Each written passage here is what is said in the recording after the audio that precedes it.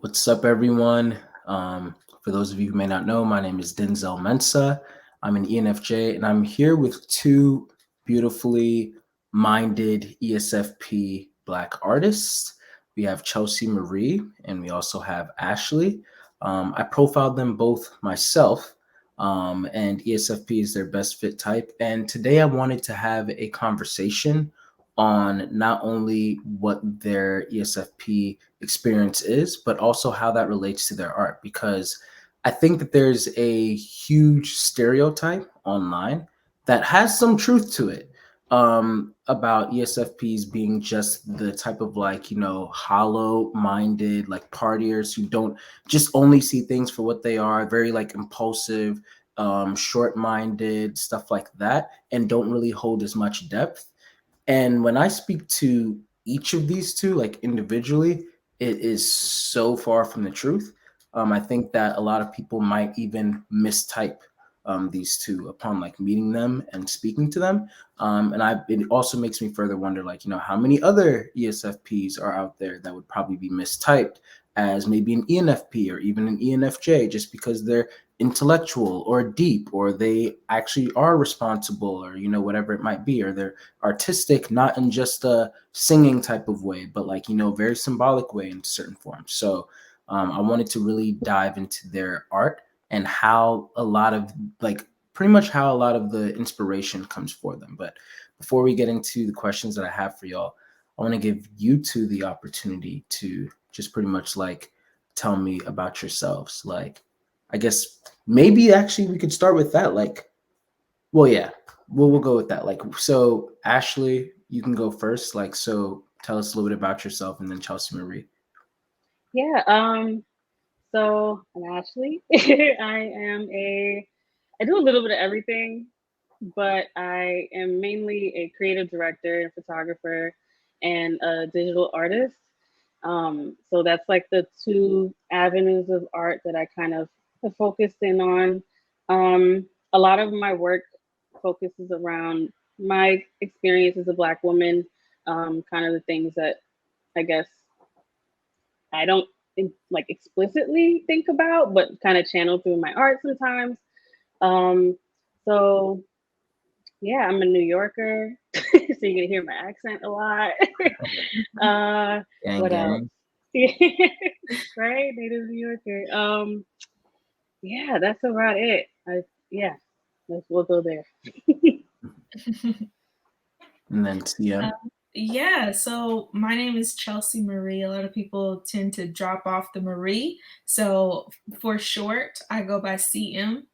And I'm here in the Bay Area, new to the Bay Area. Very happy to be out here with amongst a bunch of new creatives and just awesome and amazing creatives. So I like Ashley, I feel like I do a lot too. I feel like I'm a jack of all trades and a master at all. I'm just kidding. No, she's not. She's not kidding. No. um, so I model. That's what leads. So I would say modeling. I paint and I creative direct, but I would like to, I kind of throw that into almost like a visual artist. I think that just kind of sums everything that I do up just really well. Is this I want to captivate people, by having them just stare and wonder and invoke thought. So that's pretty much it with me. Nice, nice. And of course, both of their Instagram handles are going to be in the description below. So make sure to follow them after you watch the video. But to start off the video, I want to ask y'all both, and you don't have to go in any either order. So just so you know, it's lack of structure in this way. What are your earliest memories of art? Oh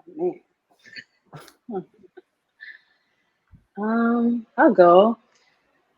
So I was just thinking about this the other day. I went over to my parents' house and they were like cleaning up, and we kind of came across some of my old like drawings that my mom and dad kept from when I was little.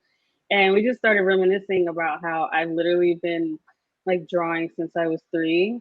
And I was looking at the drawing and they literally said, like, yeah, you were 3 when you made this. And I was like, what? Because I'm looking back at it and it just looked so, first of all, it was like marker. So I think the medium, they were limited. So I was like, okay. But it was just so surprising to me that a 3-year-old made this. And I know that sounds like I don't know. But I was looking at it and I was like, wow, I've really been doing this my whole life. Like I wasn't even thinking about it when I was 3. 3-year-olds don't know what they're doing. But I was doodling at 3. Um, I think I don't even realize sometimes the way in which both my parents are creative. My dad's a carpenter, and for a while, I didn't even perceive that as an art form. But as I got older, I was like, I was around this like my whole life. He's literally making art with wood and with metal and stuff like that. So I think between like doodling since I was 3 and then being around my dad, who I guess is also an artist, he doesn't say that, but I'm gonna call him that. um, I've just kind of been in a very creative family, and that's always been something that was kind of like encouraged when I was little.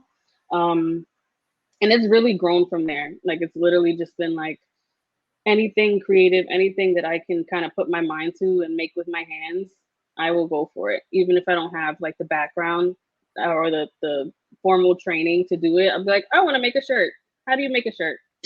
Go on out how to make a shirt, make a shirt.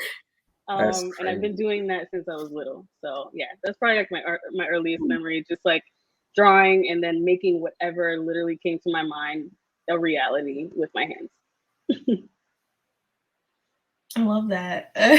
It's so funny. My dad is a carpenter as well. Is he And really? yes, What? That's absolutely. crazy. And I That's would wild. spend, yeah, whenever I'm the youngest. And so I would have to spend work days because my parents, they weren't really the type to do daycare. Hmm. Whenever when we moved to Tennessee. And, and so yeah, it was like always on the work site with my dad, watching him like build, things. And then, during right before winter, he would always like have these custom like mantles he would build. So like that's so funny that That's dope. that we both are in that same thing. But I think my earliest would have to be I would probably say it would maybe be around like 4 or 5. Um yeah, probably 4 or 5, living, in, like, this area called New Market, Tennessee, and there's nothing there. There's just nothing but tobacco fields. So, I had to create something, and, I would go outside, and I just remember, like, just building things with rocks and twigs, and, like, that was kind of like an art form of, like, creating my own experience, like, with that. And then even taking my crayons and drawing underneath my bunk bed, and I had hella art. And my dad, he kept the art. My mom wanted. She's like, sand that off. It ruined it. And he's like, no, I'm gonna. So, I would probably say around 4 or 5 is the earliest. Of just like you, creating whatever. If I feel like I want to do it, I'm gonna do it. I'm gonna try. I'll fail trying, but I'm gonna do it. Yes, that's so dope. Yeah. No, that's really dope. I kind of remember like when I was profiling Ashley, one of the things that Ashley said was that she considers herself to be creative. And I had asked her, like at this point, obviously I didn't know what type you were at all. So I was like, oh, well, in what ways would you consider yourself creative? And one of the ways that you mentioned that you were creative was that, even like down to something small, like if the faucet is leaky, then, I'll just find like a creative way to fix it. I was like, what? Now, for me, like she was like, but Ashley like made it seem like so nonchalant, like, yeah, I mean, I just kind of like see it as like, oh, I just did this. And I was like, yeah, well, there's certain types of people, such as myself, who if my faucet is leaky, I'm just like, dang, somebody needs to do something about that. Like, so it doesn't even strike me. Like, I think that y'all both have this DIY kind of like Mhm. mindset that I think that is very prevalent for ESFPs, just SP types in general. Like y'all are really both good with hands. Like when I was telling Chelsea Marie this the other day too. Like I'm always, like Ashley before we started recording this is like, yeah, I'm gonna fangirl a little bit. Like Chelsea Marie knows I'm always up in her DMs and her text, just like, oh, how did you do that? I'm like, whoa, this is so like, so I fanboy over her like all the time. But one of the things that I find very impressive with her is that she not only is amazing with painting, but then also like she builds things. And so it is interesting that both of y'all have carpenter fathers, which naturally in my mind, I'm like, oh, I wonder what type their fathers are. But at the same time, I'm also like, man, like that's really dope. But I also know, I feel like even for myself, like even if my father was like a carpenter, I probably still would not have picked that up. Whereas like for people like you, like again, like looking at Chelsea Marie and like how she's built certain things like on her, like in her reels and everything, I'm like, what even gave you the idea to do that and then actually be able to create it? Like I can, if anything, the furthest I can get is like, I'd be like, oh, it'd be cool if somebody did that. But then I'm not about to like try to go to Home Depot. I've probably been to Home Depot like 4 times in my life. Absolutely not. But Chelsea Marie, like she's like going there and she's like, all right, so I got this like sandpaper today and I got this and I got this cardboard. I'm like, it makes me sound like a manic creative. Oh my God. So I think that's really dope. And I don't know, like, so based off of that, would y'all say that y'all would consider yourselves to be like handy women or like still not, or like I mean, now that you put it that way, I guess so, because I was like, I thought the faucet thing was normal, but you know what? It actually, girl, it's not, because I will literally sit there and I could be like with my partner, I'll be like, you should fix that. And he's like, no. And I'm like, okay, look, I'm gonna fix it. Here we go. Like, and he's like, what? You just know everything. I'm like, I just know I'm gonna try like to fix it.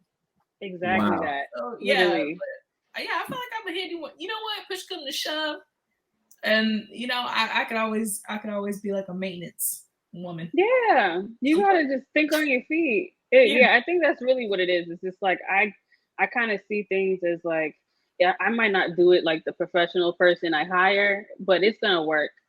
Like, make it creative. Yeah, something's gonna work. It may not work the way, if you pay $400, it'll work, but you just tweak it and we'll deal with that later, or maybe it'll be a better fix. Who knows? But handy woman. I've never thought of it that way. Yeah, for me, the way I see it is, I'm gonna probably just make it worse, or I'm gonna make a fool of myself, or both. So, so it's like, nah, I'm gonna just stick to my ministry. Like I'm not about to try to mess with that.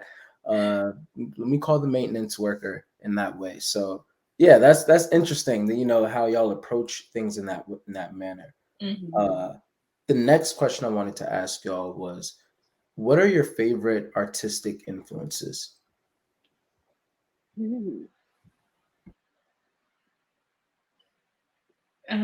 can go. Mine. Now it's gonna have me getting into weird. But I would say we love the weird on this channel. Go ahead. So I'm really into the mind, and so I did hypnotherapy. I'm a big person in dreams, and so I would say my hugest influence would have to be like just dreams, things that I receive from my dreams. I astral project, which I've done that about 3 times, and it's absolutely amazing when you actually try the things that pop up in meditation. So I would say that that being number one, receiving messages from my spirit guides and from the source to help me convey those. Like, I feel like that is number one. Number two is really people watching. You can learn so much from people. People be like, oh, you just being nosy and stuff. It's like, no, you can sense mannerisms, and being an empath, I can pick up on emotions and behaviors and things like that. And I think that's kind of what led my current art collection that I'm working on right now. It's about watching people, being on Instagram, seeing what people will do to be seen, and then seeing what people will do to hide who they are, to hide the truth about them, and yeah, like, and filter the good and bad things. And so yeah, so I would say those two things. Wow. I'm like flabbergasted because she hit the nail on the head, and I'm like, I don't even know what else to say. Definitely say your part. Yeah, no, that Even if was it's literally repetitive. everything. That was literally everything.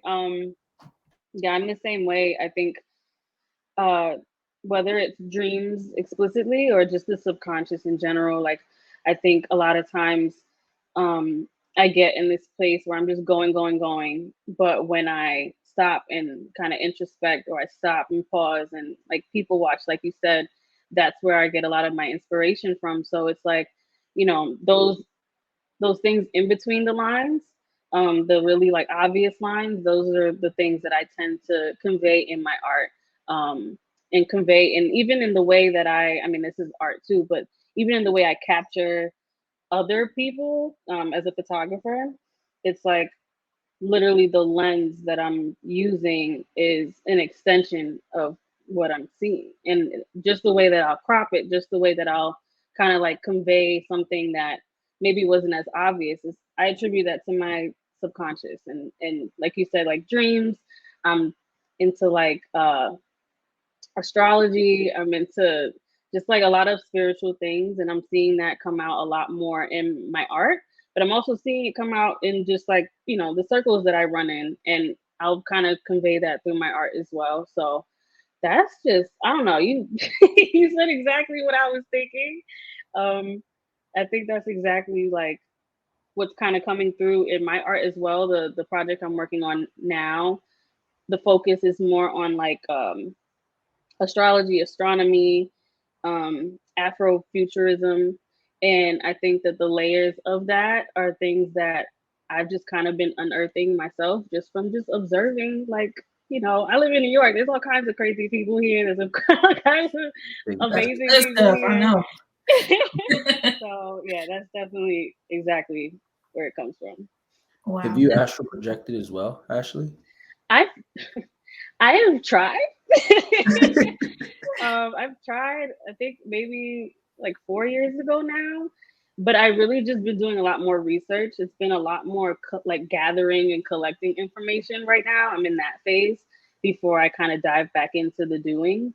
Because I kind of just want to know like what, like I want to prepare myself a little bit more this time.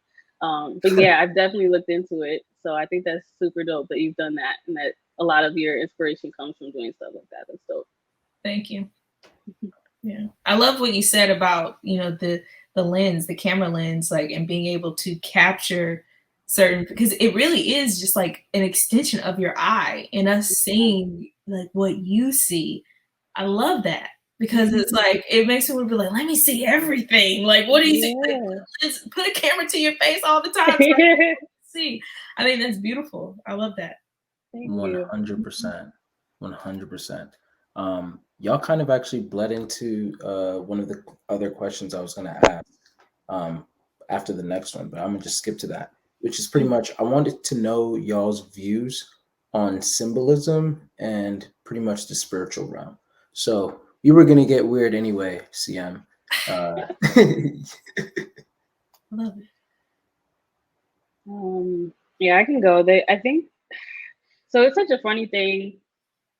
I feel like I'm in both my prime when it comes to that, like the spiritual, in a spiritual way, and kind of like not knowing what the hell I'm doing. And I think that is the perfect combination for me as an artist, because it's just all of it, all together, all at once. Um, I think symbolism is something that I don't even realize I'm picking up on certain things and certain like nuances. I think I just kind of, I don't know, like I guess I'm actively observing, and then that will just get funneled down into something. And I've realized just from talking to people in my life that the way I'll convey a certain thing that I've observed, other people are like, "What the heck are you are you talking about? Like, how does this symbol mean this thing. And to me, the connection is direct. So it's just so funny that like, you know, when they talk about ESFPs, they'll talk about how we're not like intuitive, and that we're not like, we're creative, but like you said, like not uh in the hands-on way, or like in the intuitive way. It's kind of like, oh, you guys are like jokesters and this that, and the third. And I just feel like that is such a big part of my daily existence, is to just see symbols everywhere and just kind of like channel whatever it is that seems obvious into something that's really not so obvious to people when I talk to them. And I think that, especially with my art, I will try to keep a certain theme. I think that's both like my expertise and also like my downfall sometimes, because I won't branch out once I kind of figure out like, okay, I want this theme to be throughout my whole project, or I want this theme to be throughout this new series of things that I'm doing, because this is like, the symbolism is the focus of what I want to convey to other people.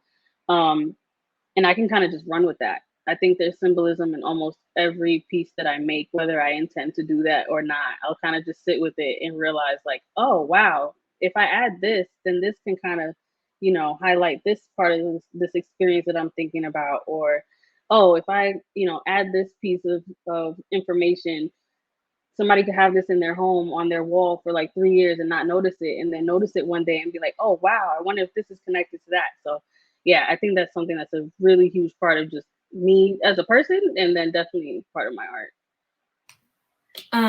Yeah, you said it perfectly.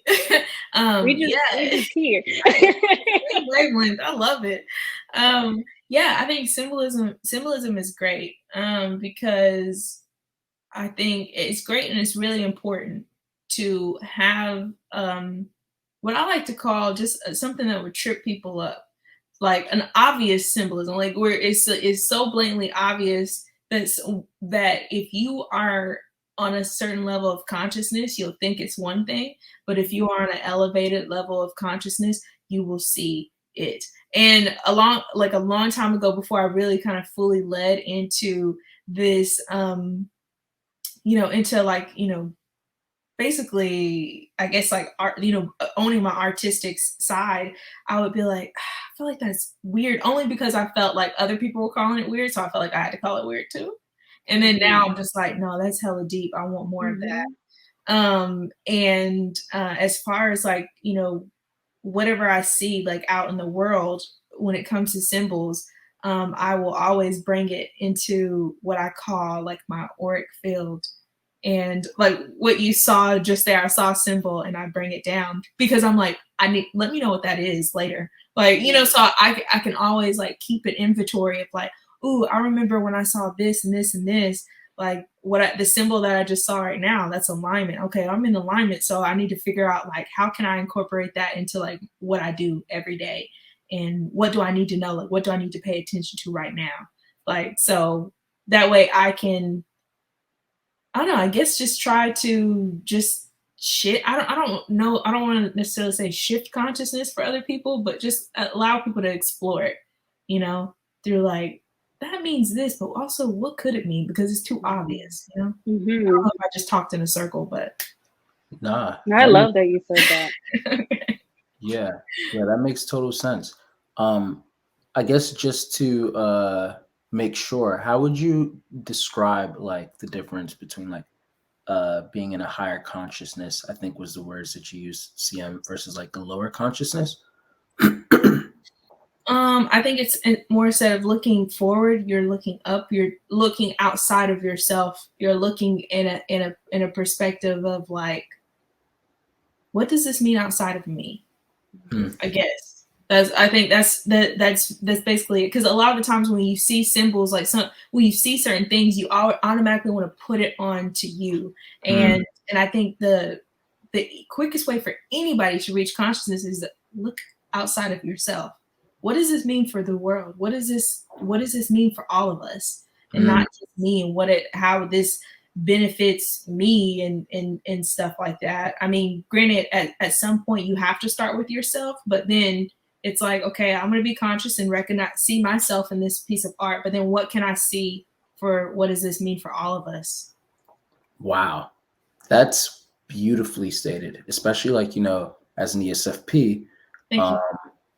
the function introverted feeling. So Mhm. y'all's secondary function is all about, it's all about like being in tune with your emotions, with your core values, always asking the question like, who am I? What is my identity? What are my motivations? Like keeping track of those motivations. And then that's usually the doorway to your inferior function. So your fourth one, which is introverted intuition. And that's the one that you're least secure in and least confident in oftentimes. So that's why ESFPs tend to have a rep for like, because introverted intuition is the function that's most focused on symbolism and long-term thinking, for example, and maybe also just patterns and seeing like what's behind the curtain, being tapped into the spiritual realm in certain ways. And even though it's y'all's inferior function, everyone's inferior function is also an aspiration function. So if people are at their lower levels of health, then they are like trying to get away from their inferior function.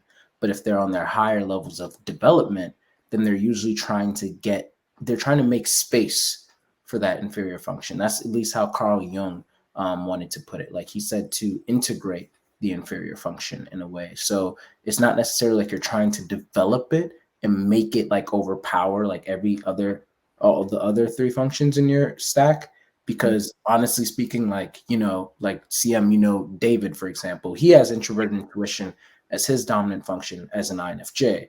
And one could probably venture to say like your introverted intuition would never be as strong as his dominant. But then also introverted intuition's flip side coin. So extroverted sensing, which is your strongest and your dominant, that's all about, being in the moment, being present, aesthetics, being able to see things for what they are, hopping into action, like improvising, that spontaneity, being able to just, I guess, like be in tune with your body and in tune with like experiences, seeking visceral experiences, being good with your hands, all of that. That would be an INJ's, so an INFJ or an INTJ's inferior function and their aspiration. And they might have some, kind of like skill over there to an extent, but they could also never be as good as you would be with that dominant function. And so all of that being said, like it's very evident that for both of you, that introvert intuition, despite it being your quote unquote inferior function, you have a lot of space that you've created for it to be able to integrate it and to grow that. And I think that that's really dope because then it's channeled through that introverted feeling secondary function, which is again all about like, my values, like what does this mean to me? But then when you go to the introvert intuition, then it's like, all right, now that we've filtered, what does this mean to me? Introverted intuition is like, okay, now that we know this, what does this mean to everyone? And that's pretty much like exactly what you're saying. Like, okay, like you'll start off like, all right, what does this mean to me? Like, how does this make me feel? Whatever. But then you let it go down those two more levels. And then it's like, all right, what does this mean to everyone? And all of your functions serve the dominant. So I kind of think of like Inside Out, the movie, for example, if you've seen it. Yeah. So I see it as like, joy was the dominant function. So everyone listened to joy. And then you could say that your inferior function would be sadness in that case, and joy clearly, like when the person was like unhealthy, joy did not really like sadness. So she puts sadness away because that's the flip side coin. Right. But then the goal, especially for me as a coach, is to try to get all of your functions to get along and integrate. So by the end of the movie, spoiler alert for those who have not, joy and sadness actually get along. They go through a journey together. And then joy is actually able to know like, okay, I actually need you, sadness, in order to get true joy. Yes. So now going into the introvert intuition aspect, introvert intuition for ESFP would be likened to sadness. Extroverted sensing would be the dominant. That's like, well, usually for an ESFP, they're mainly focused on like the right now. They're mainly focused on like the present. And then the what does this mean right here? Let's not read too deep into it. Let's not look at the woo-woo or the weird or whatever. And introvert intuition's like, but what about this? What about that? And after, it seems like you guys are like the latter half of Inside Out. So your joy, which would be extroverted sensing, has looked at the sadness, which would be introverted intuition, to be like, hey, you know what? I've realized that in order to really see a unified reality, which is what extroverted sensing is looking for, we have to be able to gather the different perspectives, which is what introverted intuition is looking for. And we have to be able to then see what that means for everyone. That really, then create the art that you guys bring out so beautifully through that extroverted sensing, for everyone to see. I feel like that was like really convoluted or complex and intricate, but is that making sense? Please let me know if there's any like anything you want me to clarify or.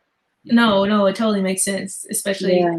I would probably say this year I've really been focusing on trying to build my intuition, trust my intuition, because I feel like my intuition is so deeply connected with how my body runs that a lot of the times, especially my situation that happened in March, I was not listening to my intuition, and it caused me to become sick and physically sick. And I'm like, okay, like I got to do some recalibration here because I need to pay attention to my intuition and not just be like, oh, don't think too deep. No, like, see it for what it's worth. Like, no, like pay attention because this is going to help you.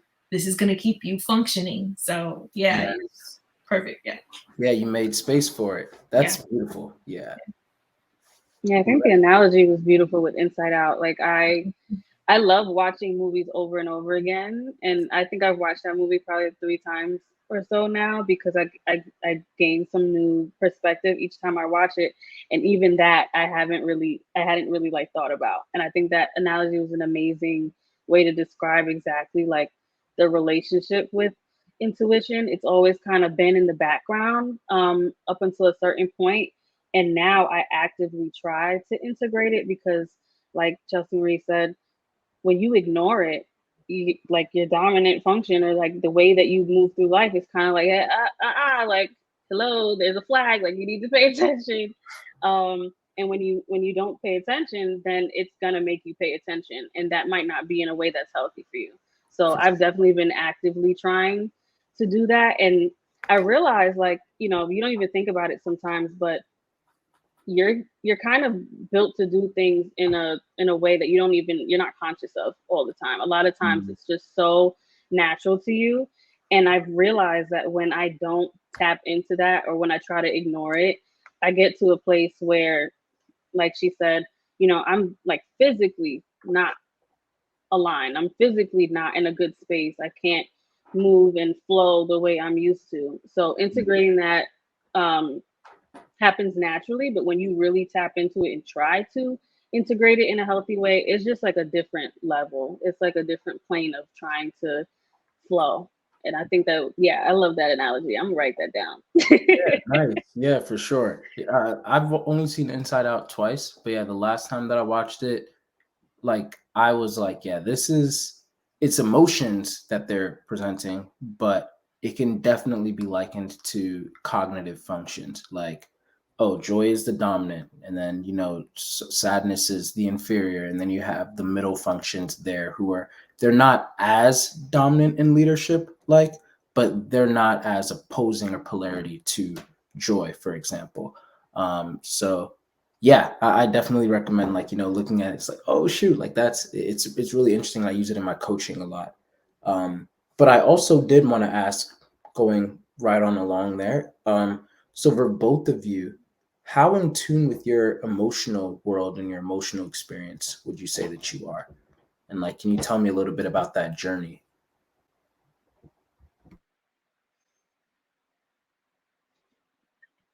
I go,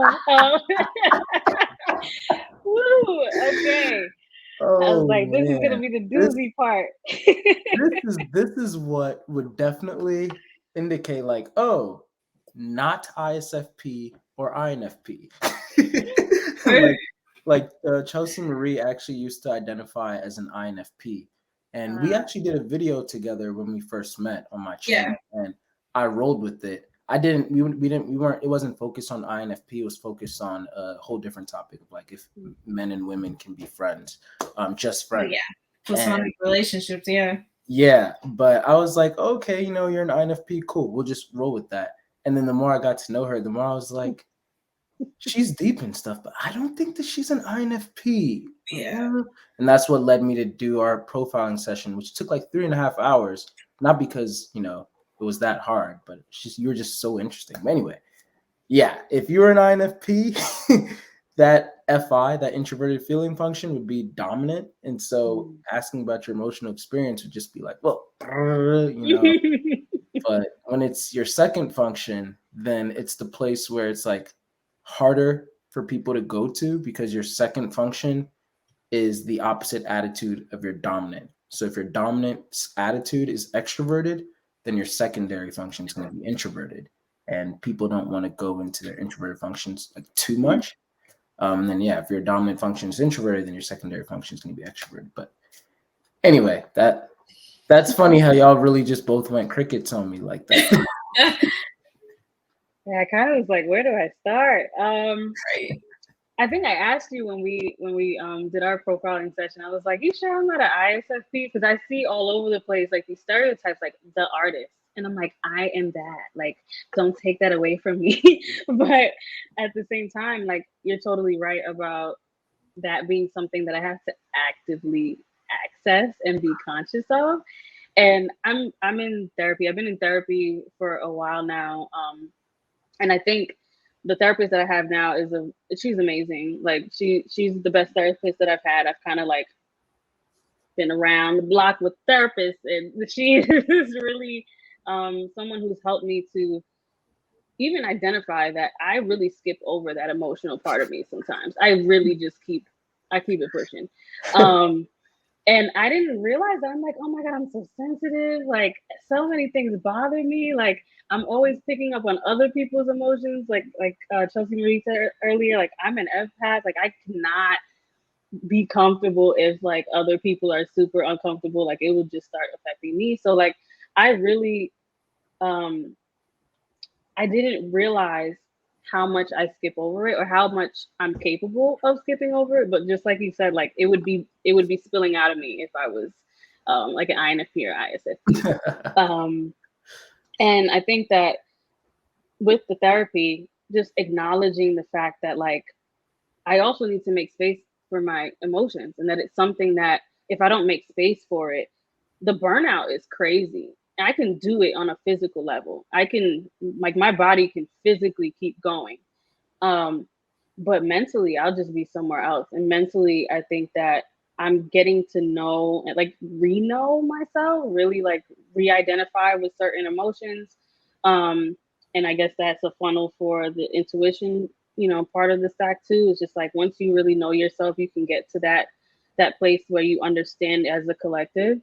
So that's been like the focus. It's been really trying to tap into that for myself because I didn't realize how much I was skipping over it. I was like, no, like I am, what you mean? I really did not think it was something that I could even ignore. But I get to this place, especially when I'm really like focused on doing something, getting a task done, like you said, like the DIY stuff. Like if I'm really in the zone, where are the emotions? Like I'm literally just I'm a taskmaster, and that is the focus. It's like no time to cry about the pipe leaking. Like it's leaking, we gotta we gotta do it.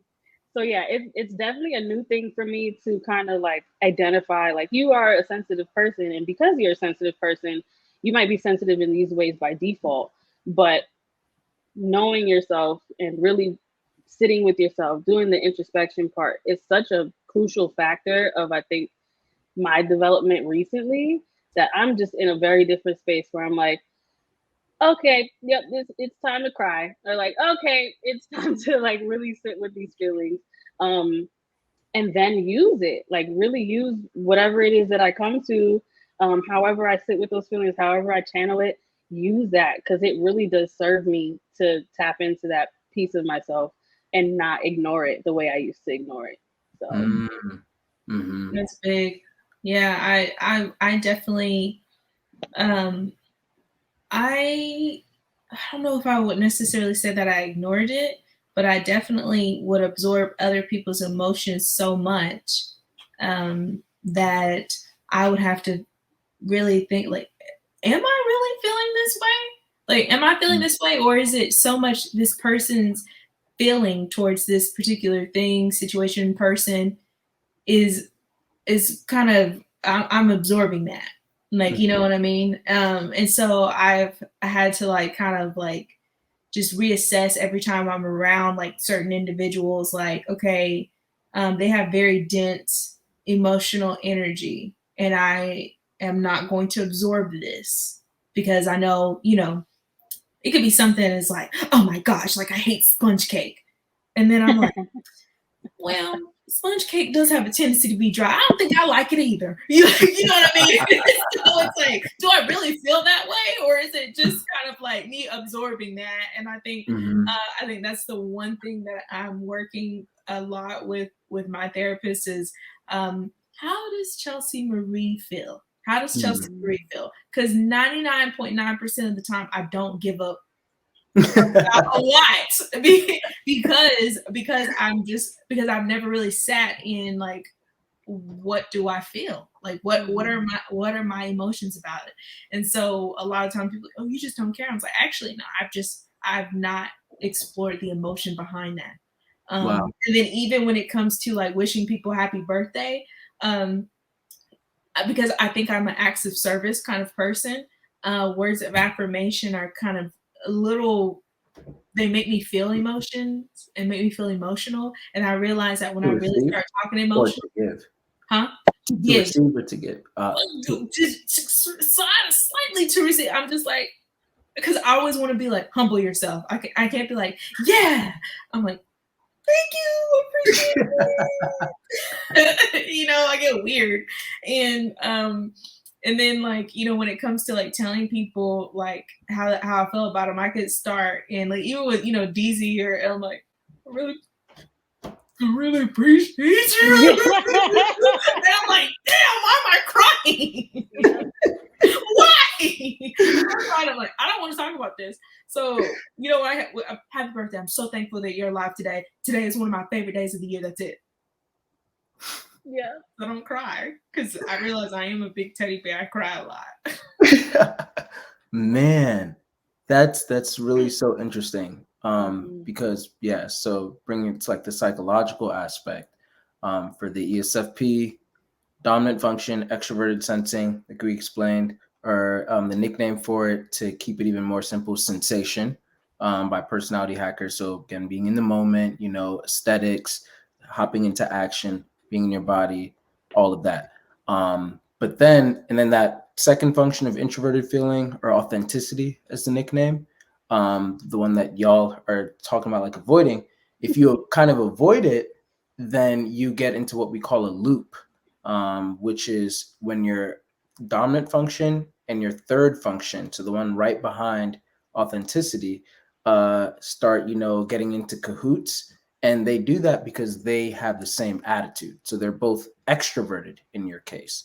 So an ESFP will have their dominant function of sensation get into a loop of with their third function, extroverted thinking, which is the nickname for that is effectiveness. So you get in this this sensation and effectiveness loop where it's all about like, oh, in order to avoid how I feel about whatever, in order to really process that, all that big monster of emotions, I'm just going to throw myself into work. I'm just going to keep myself busy with visceral experiences. I'm going to keep myself busy with whatever work that I have to do that's just going to keep me distracted, burn myself out, fall asleep, wake up, do it all over again.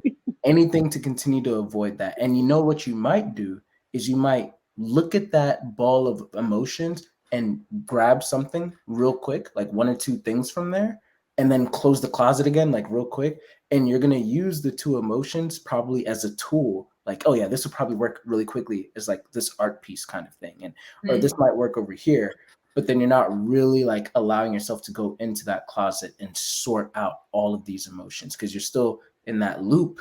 So it's like you're still using the emotions to an extent, but now you're just like what's the word when you're like just literally using it as a tool? It's exploiting.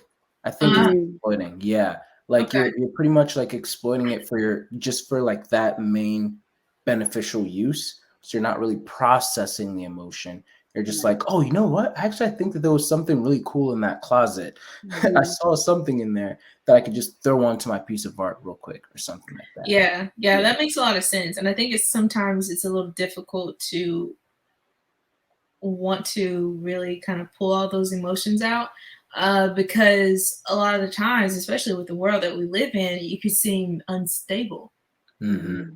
And I think I've had moments where I try to put all that out, and then people are immediately like, "Girl, you okay? What's wrong with you?" And I'm like, "Bruh, I'm fine. I'm just out this closet. Can y'all just let me do this and enjoy what y'all seeing?" Exactly. Yeah.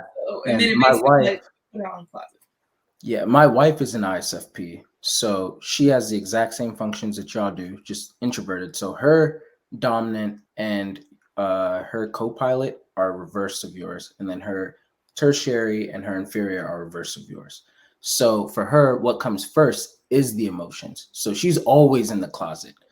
But then what she's not doing, what she's skipping over, well, now she's actually been doing it. So she's been great. But her tendency to fall into the loop is the opposite loop of y'all's, which is pretty much like this paralysis of like she's spending so much time in that closet sorting out the emotions and all of that and like what's really authentically me and all of that.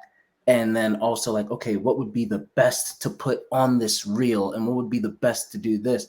And it's just like, no, get into the Analyzing sensation. and action.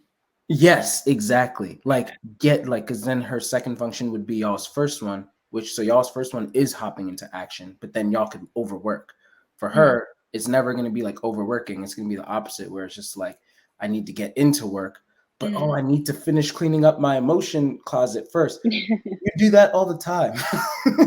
Now it's like it's as organized as it can get, and use a lot of these to put into the world because you've already done the work there and it's beautiful. You know what I mean? So of course, like, y'all's would be then the reverse. It's like, oh, go into the closet because y'all are already really good at output, and you already have the confidence and the ability. But the more that you spend in that closet and really like piecing that together, it's also going to get into that introvert intuition perspectives, which will allow you to have even deeper, more enriching like substance behind your art, which even though we're talking about this loop thing, I don't think that y'all loop like that hard, in my opinion. Like there's like short-term loops and there's like long-term loops. From what I know of y'all, I don't see y'all as like long-term loop type of people. I see that as like a tendency that y'all might fall into, just which is natural for anybody of their type. But I don't see that as like something that you're perpetually like, man, I'm just literally never in that closet like ever. That's a face shake. Oh my gosh. Exactly. No, but for real, because it could be where like even right now, like I think I've been in such a loop that I'm coming up off a high of moving and just so many things that I've manifested just coming to fruition that I'm like, ooh, more of this, please. And then I start looking around my environment. I'm like, wait a minute. My apartment looks a mess. I'm not dealing with my emotions. And that's it. And that's I know, okay, you've been working so much that you just like work, sit this down, work, sit this down, work, sit this down. And then I'm like, wait a minute, this goes here, this goes here, this goes here. How are we feeling? We're tired. We're sad about something, or we're anxious about something or whatnot. And so you hit it right. You didn't have to call me out, but I just had to make that known. Like, I know. Well, I'm calling out every other ESFP watching too.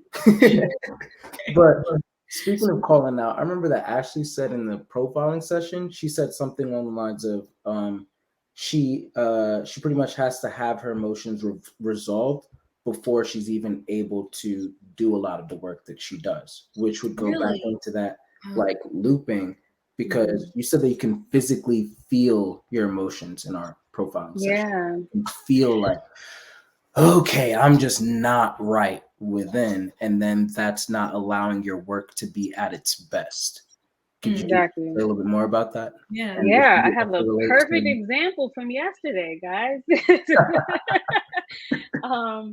I did want to say, like earlier when you mentioned the paralysis, like there has to be a balance too with not just like when you tap into the emotions, only paying attention to the negative ones. You really gotta like acknowledge the positive ones too. I skip over those all the time, and I'm just like, oh, I'm not doing enough. Like, oh, I gotta keep going. And then I'll sit there and be like, yo, where was I last year? Where was I 2 months ago?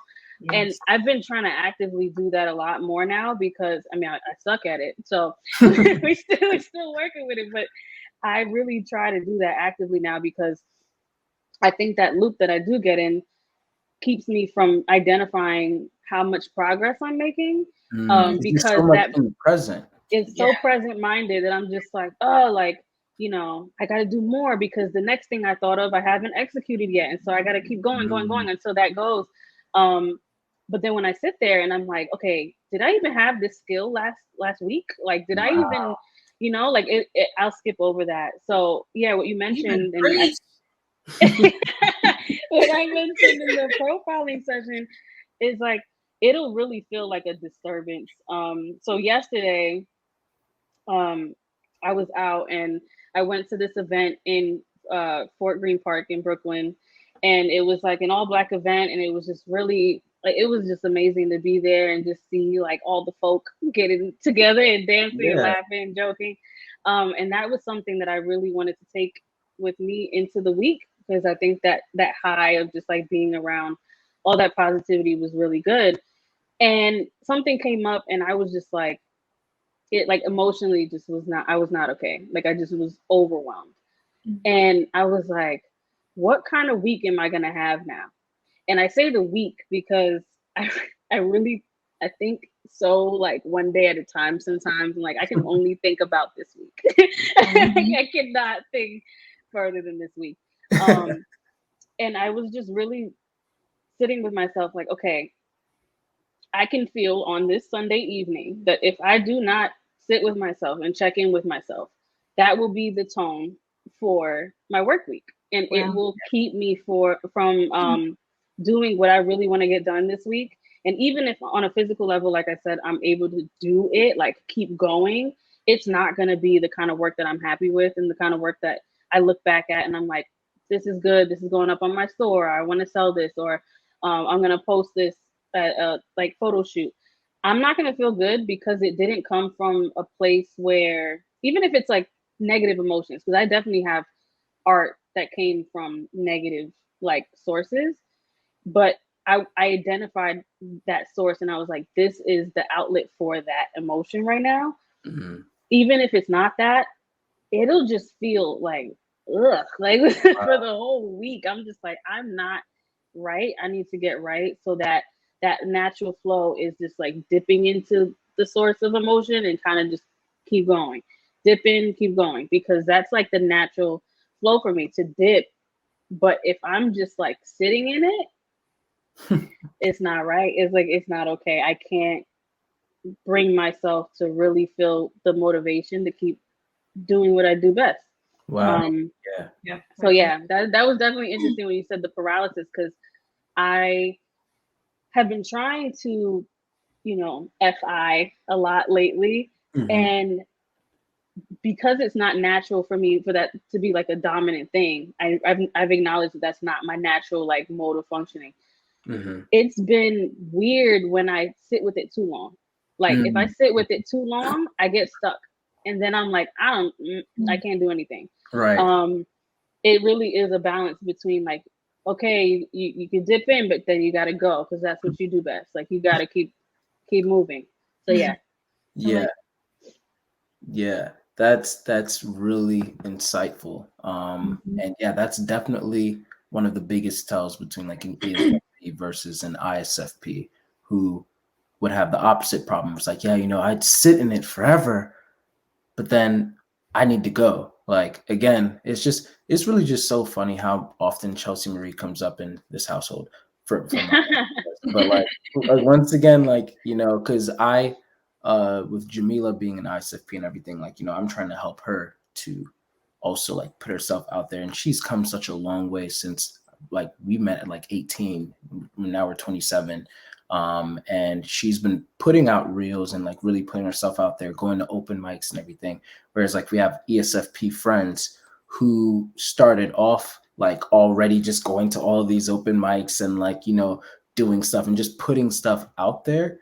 And even at times, like not even spending half the time that Jamila would, like in that closet or whatever. And I'm like, so I would literally tell her, like, I told her, like, I think like 2 days ago, I was like, yeah, have the same type of confidence that my friend Tay, he's a country singer and everything. And he's also an ESFP and all that. He's a friend of ours. I was like, and he'll like go around, like he posts like all of his reels and stuff, like showing people his music and getting reactions for his song. Like he just loves the stuff that he puts out. And then of course, once again, you know, I'm just like always on Chelsea Marie's like Instagram and stuff and just seeing like all the stuff that she's putting out. And I'll tell Jamila, I'm like, love yourself and love the stuff that you put out the way that Chelsea Marie and Tay seem to love what they put out. Because you have the quality there. So now just do it. Get into that sensation and throw it out there and just keep on doing it. Whereas like, I guess like for y'all, it's like, all right, now continue to get even deeper into that closet or whatever, because that's what's going to even better your quality, which I once again feel like you two already do. Like, especially with, you know, we're going to bring this up a little bit in a minute because I know that you have something to say, Chelsea Marie, but I just also wanted to tap on like how you've set up like a whole, I don't know if shrine is the right term. I wouldn't call it shrine. It's exactly. it's a safe space. Safe. It's a meditation table. People have gotten it mixed up. I'm like, oh, a shrine, you worshiping? Like, first off, come correct. There are plenty of other words in the dictionary used to define that, not a shrine. Yeah.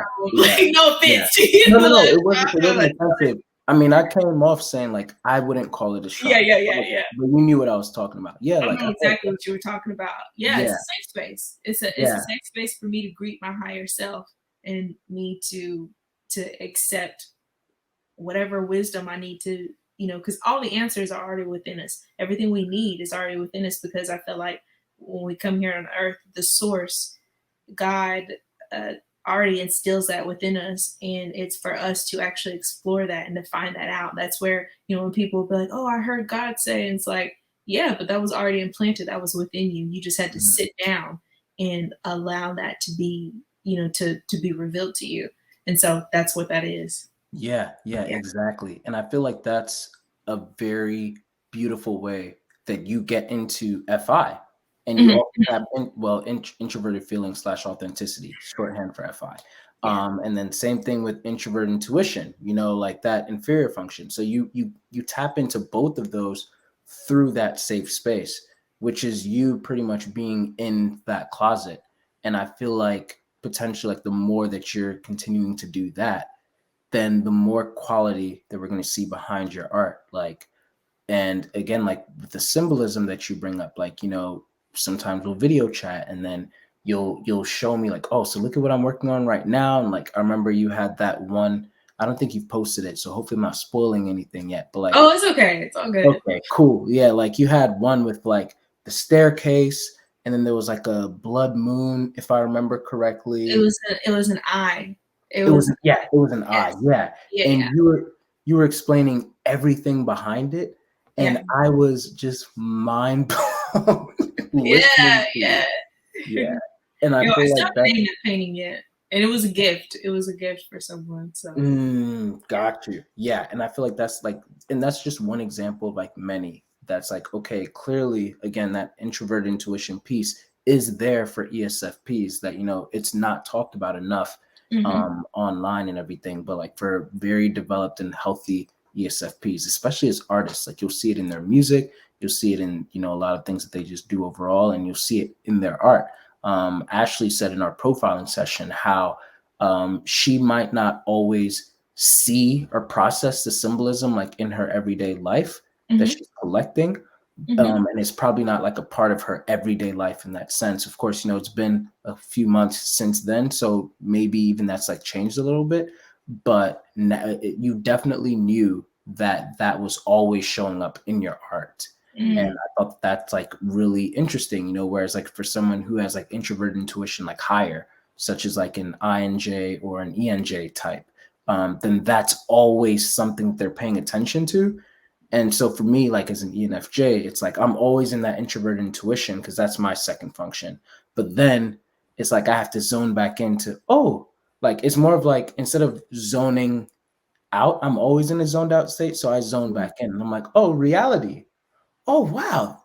Jamila, you're so pretty. You're like, like, whoa, look at this aesthetic here because I'm so much like here. So then I'm blown away by the things that y'all create, because my sensation function is third. So then it's kind of like this child that's in awe all of the time of things that y'all are creating and manifesting that might already be in my head, but you're making it physical. And it's like, whoa, like I didn't even know you could do that because it's so cryptic and everything in my head. And I'll focus more on like articulating it and maybe using like metaphors here and there. But then for you guys to like put it on a canvas of some sort, it's just like mind blowing. So I really appreciate like how y'all are able to like, just bring stuff like that into the world. I was talking to my friend the other day, and I think I mentioned to you earlier that like typing has been something that I've been just kind of like trying to do here and there as I'm learning it more and more. And I really like, I think to be completely honest, like my dad is an intuitive through and through, and like I know that.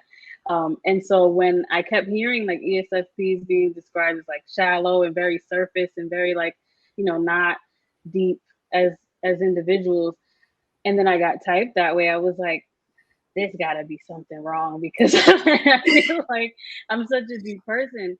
And I was talking to my friend about it, and one of the things that he is like he just can't help, it's just second nature to him, is he speaks in metaphor all the time. It is just a natural thing that he does. And now that I can like really see the difference between myself and him, I'm like, yeah, I don't do that.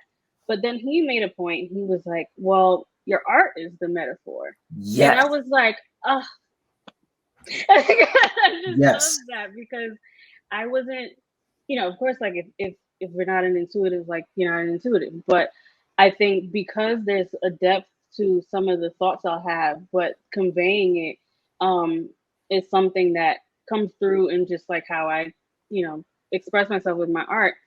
That has been such a more prevalent thing now that I am getting those messages out, and it's not in my everyday speak, like you just said. It's like I am creating this thing like Chelsea Marie did, where you said the staircase and the blood moon, and my brain was already like, what is the symbolism behind that? And like I was thinking about a piece that I made, and I was like, oh yeah, like this was something that if you're just looking at it, you don't really know what this means. But then these little different like what are they called? I guess like I don't know what it's called, but then like little things that represent this message I'm kind of trying to convey is the metaphor. Yeah, like, but it's like it's more than just like how do I put it? Like it'll relate to something. Analogy. They're like I'm gonna be so mad when I come up with this word like after no this, worries. but yeah, it is a symbol, and it is something that is conveying this message that if you just look at it, you look at the aesthetic, you're happy with the aesthetic, it goes up on a wall, cool. But there's so many layers to things, and I'm like, those are the layers being represented in this physical way that speech feels physical because you're having an active conversation, but this is like a memorialized like thing that is this metaphor that says this thing, is this message. And I think that's super cool. So yeah, I want to see the piece. Like I want to. Oh yeah, I'll send it to you. I'll send it to you. Yeah, that's big, Ashley. Like especially like what you said, like because like I am that person who I can't speak in not metaphor. I literally can't. Like when I went to like the inside out thing, like the inside out analogy, and like just everywhere that I'm going, even how I talked about like, oh yeah, you know, you're in that closet all day or whatever. Like that's just how I speak. Yeah. And Jamila, my lovely ISFP wife, is always like, you know, Denzel, you know, you're not saying anything, right? Oh, Jamila, I love that. She said that to me all the time. Like she'll get what I'm saying, but it's like so abstract and parable and, you know, metaphorical. And it's like, wait, so what are you saying though? Like, because that's what the sensation wants. It wants to know exactly what you actually mean. But for y'all SPs, so SFP types, it's not that y'all don't have any of that. Y'all can use metaphors here and there. It's not maybe how you speak like naturally, you know, throughout the whole entire day. Like just everything is a parable and a metaphor. And what you say, you might speak very straightforwardly. But then when you look at your art, man, just like you said, that's where the metaphors are, because that's where it shows the most. And yeah, so that's a really big difference there. You know, when you said that, Daisy, I automatically thought about the song "In Paris" with with Kanye West and Jay-Z. Oh yeah. Ad lib from one where they did like the little skating thing with Will Ferrell and whatnot. He's like, what does that even mean? Nobody knows what it means. Keep going, and I'm like, that's exactly like. I'm like, what does that mean? But it's provocative. I'm like, okay, we're going with it. When I get from there, I'm like, okay, the dolphin eats soup. All right. Yep. Yeah, that's exactly how it is. I'm just kidding, but yeah. But so we're wrapping up, but pretty much the last question that I wanted to ask y'all was, what are your hopes for your art and your overall career?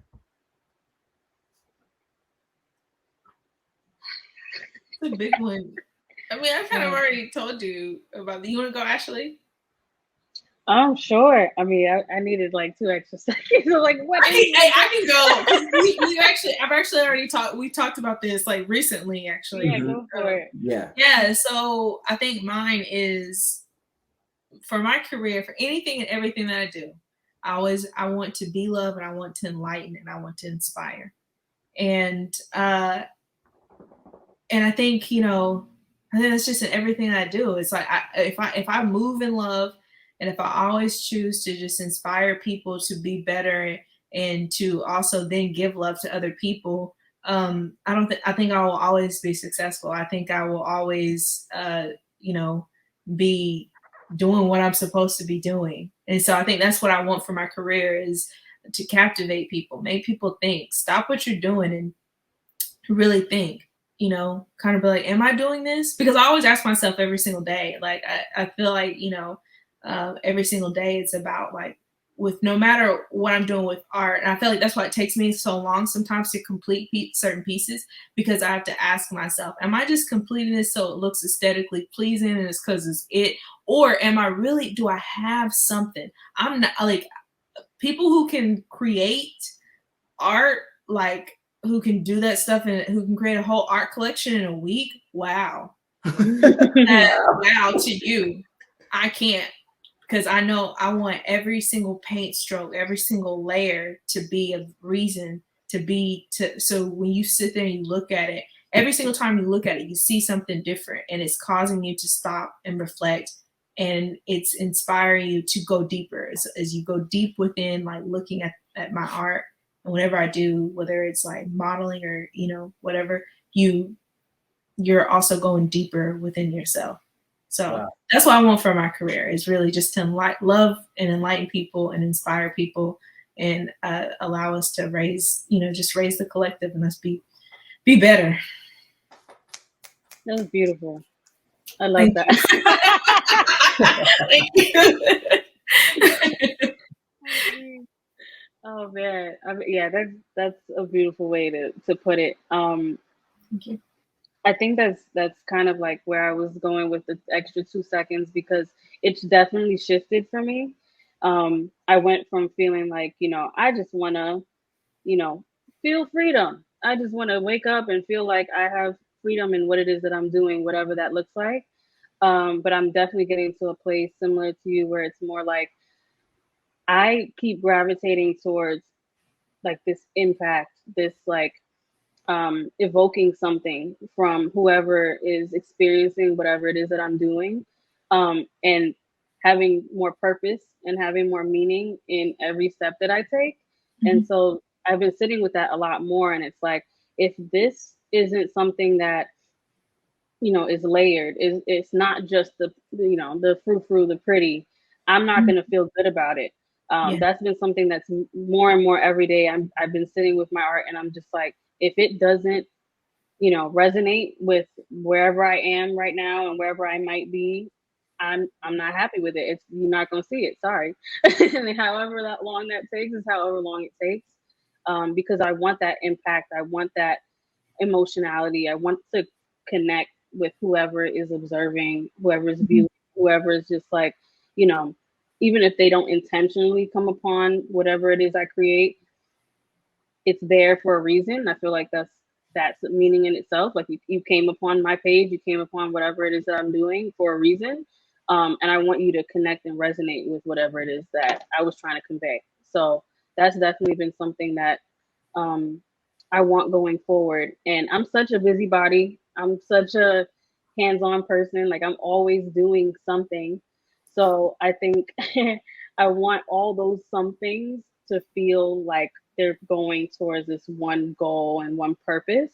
I don't think I have a very clear idea of what that is altogether yet. Like I said, 1 week at a time. Yeah, that allows flow. That allows flow. That's beautiful. Yeah. I love that. Yeah, that was a very introverted intuition question. Like, so where are you trying to see yourself in the next however many years? Where is this single line going? Yeah. And yeah, you know, next week. Yeah. But I do like, you know, like I profiled an ESTP a couple weeks ago. So same dominant function, same inferior function. And the way that he said it, which is kind of similar to what you were saying, Ashley, was that he's not big on like long-term thinking. So he won't like look at like, oh yeah, you know, 10 years from here. But instead he sees it as like, you know what? I have, well, I think funny enough, I'm the one who turned it into a metaphor because here I go doing it again. I don't really know how to say it as concretely as he did. But I restated what he said as a metaphor. I was like, so what you're saying is you don't look at it as like, oh, I'm trying to fill this bucket of water up. You see it as like, I'm just going to keep on putting water into this bucket one day at a time. And then one day you're going to realize that the bucket of water is full. And it's like, oh, wow, look at what I did. And either way, the bucket of the water gets full, whether you're like intentionally aiming for it to get there or you're just taking it one day at a time. Like the person who's taking it one day at a time, but still on one path, kind of like what you said, actually, like everything is consolidating to one thing, which is that introvert intuition aspiration. Like, you know, that's what it's all coming down to, even if you might not know what it is, at least you know what you're doing on the day to day. And I think that's really dope. You might need a bigger bucket. Like, yeah. You might take you might take the water and put it 5 gallons. Yeah, there you go. If any of y'all make like an art, like a camp, like, you know, some type of artist painting now with like a bucket with water coming in, like, whatever y'all start doing, I'll be able to pick up on it now. So well, yeah, you can do a 2% cut. Don't worry. Yeah. Yo, thanks so much for the honor that I was able to have to interview y'all, and to give other people the opportunity to be able to get into the mind of ESFPs, and not just see you guys as the two-dimensional, like partying and all of that, which, like, once again, don't get it twisted. They have a part of that to themselves. Like, if you go to Chelsea Marie's TikTok, you'll see she's not always this sage-like being here, but at the same time, like, there's a lot more layers to them. Shit pissed me off for real. Why do you act like that? Like what? The way that you act, you don't see how you act why people don't want to be around you? No. Look how you act. Aunque digan que soy un bandolero donde voy. And I guess the question, just to like close out, is like, I'm already going to put these in the description, but where can people find you? Like, yeah. Yeah, so for me, I'm mainly on Instagram. I have two different pages. My main photography page is at Munro. It's MUNREAUX. And then I have Munro Studio, spelled the same way, studio, and that's my art page. My website is loading, and so I'll put that in a link tree in my Instagram bio, so everything will be there all at once. But yeah, that's where you can find me. Nice. Mine is Hey Chelsea Marie, and that's Marie with no E. So Mari. A lot of people be like, Mari? Where do you get that from? So it's at Hey Chelsea Marie, and literally I use the same handle on everything. Just don't follow me on Twitter, because I don't. That's my personal journal, and it's like I be talking about some random stuff. I'm like, dang, I should really clip my toenails. So don't follow me on Twitter. You follow me on Instagram though, or TikTok. So yeah, at Hey Chelsea Marie, and my website is heychelseamarie.com. So. Nice. Awesome. Well, thanks once again for allowing me to interview y'all.